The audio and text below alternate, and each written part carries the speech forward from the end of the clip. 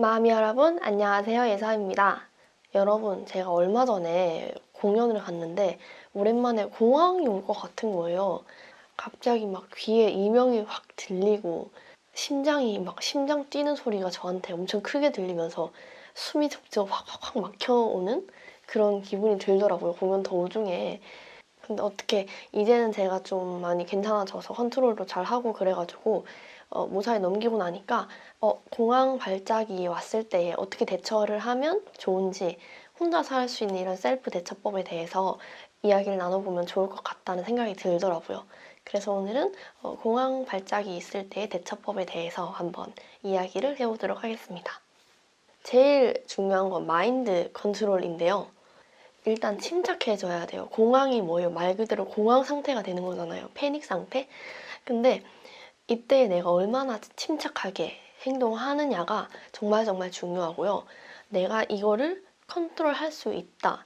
나는 이 공황이 안 올 수 있게 만들 수 있다. 이런 스스로에 대한 믿음? 그게 굉장히 중요해요. 그래서 저 같은 경우에는 공황이 탁 오면 좀 릴렉스 하려고 하고 막 어떻게 나 공황 이러지 않거든요. 올 것 같아. 약간 이런 느낌? 가장 나를 패닉 상태에 오게 하는 게 사실 호흡이거든요. 숨이 안 쉬어지면은 그대로 그냥 공황으로 빨려 들어갈 수밖에 없어요. 근데 여기서 꿀팁은 숨을 너무 얕게 마시면 안 돼요. 이렇게 하면 더 많은 호흡량이 필요해지고 그러면서 더 답답해지거든요. 숨이 계속 안 들어온다는 느낌이 들어요. 이렇게 헐떡거릴 때는. 근데 또 반대로 너무 깊게 마시려고 해도 잘 안 될 거예요.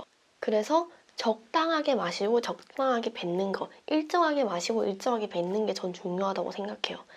제가 생각할 때는 한 3초 마시고 3초 뱉는 정도? 이렇게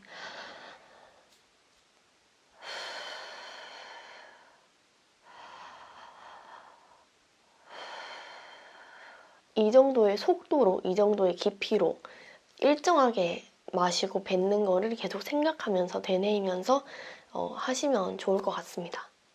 그리고 두 번째로는요, 이게 사람마다 다른데 또 공항마다 다른데 저는 가끔씩 저 혼자 다른 세계에 놓인 것 같은 그런 느낌을 받거든요. 예를 들어서 지금 여기가 공연장이에요. 제가 공연을 하고 있어요.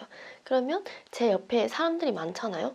근데 갑자기 저 혼자 어딘가에 툭 무서운 어딘가 떨어진 것 같은 주변이 막 이렇게 막 꼬여 보이고 사람들이 안 느껴지고 이 현실 감각이 없어지는 엄청 다른 세계에 나 혼자 고통받으러 온 것 같은 그런 느낌이 들 때가 있거든요. 이럴 때에는 최대한 현실 감각을 찾아주는 게 중요해요.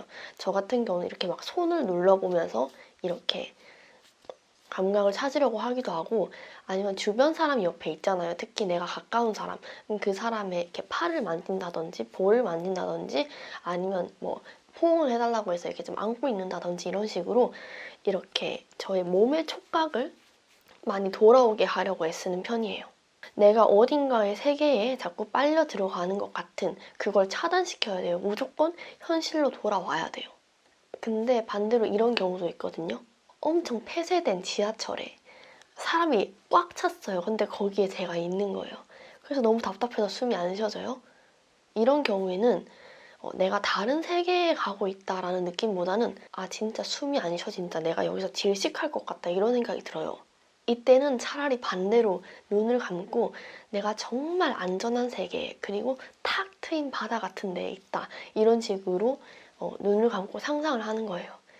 이 눈을 뜨고 있으면 막 많은 사람들 이 사이에 이 안에 밀집된 공간 안에 나 혼자 이렇게 숨 못 쉬고 있는 그것들이 눈에 다 보이잖아요.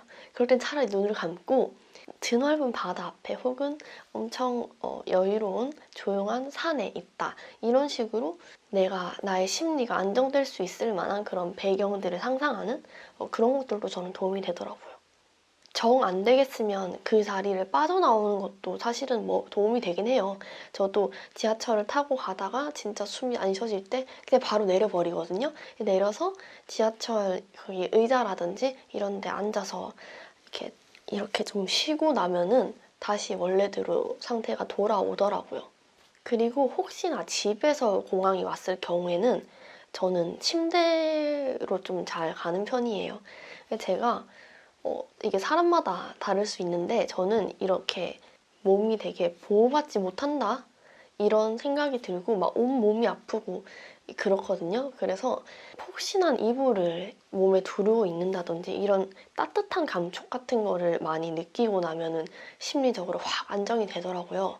그래서 저는 집에서 이렇게 좀 숨이 많이 막히고 안 좋다 싶으면은 누워 있는다든지 이불이 되게 폭신해요. 그래서 폭신폭신한 이불을 이렇게 감싸가지고 제 몸에 대고 있는다든지 이런 식으로 하면서 공황 증상들을 그래도 많이 조절을 했어요. 그래서 뭐 10번 올 거였으면 뭐 한두 번 올 수 있도록 이런 식으로. 그리고 뭐 물 마셔주면서 진정하는 거 이런 것들도 굉장히 도움이 되고요. 가장 중요한 거는 제가 처음에도 말씀드렸다시피 내가 이걸 통제할 수 있다라는 이런 믿음 진짜 중요해요. 공황이 사실 뭔가 통제되지 않는 것 같은, 제어할 수 없을 것 같은, 뭔가 이런 미칠 것 같은 심리적인 불안감이 확 오는 거잖아요. 근데 이걸 내가 충분히 조절해낼 수 있고 감당해낼 수 있는 힘이 있다, 난 능력이 있다, 이렇게 믿기 시작하면 그 순간부터 공황은 엄청나게 호전이 되더라고요. 그래서 저 같은 경우는 약을 안 먹는 시간 동안에 그런 식으로 많이 극복을 했습니다. 오랜만에 이런 감정을 느껴가지고 여러분들께 이렇게 된 김에 이 얘기를 꼭 해야겠다라는 생각이 들었어요. 그래서 여러분들도 너무 당황하지 마시고 너무 힘들고 고통스러우고 저도 누구보다 잘 알고 있지만 힘든 순간에 제 영상이 생각나신다면 꼭 제가 말씀드린 방법들 실천해 보셨으면 좋겠어요. 분명히 도움이 되실 겁니다. 여러분들도 공항 왔을 때 어떻게 대처하시는지 각자의 꿀팁이 있다면 서로 공유해 주시면 굉장히 도움이 될 것 같고요. 저는 다음 영상에서 뵙겠습니다. 감사합니다.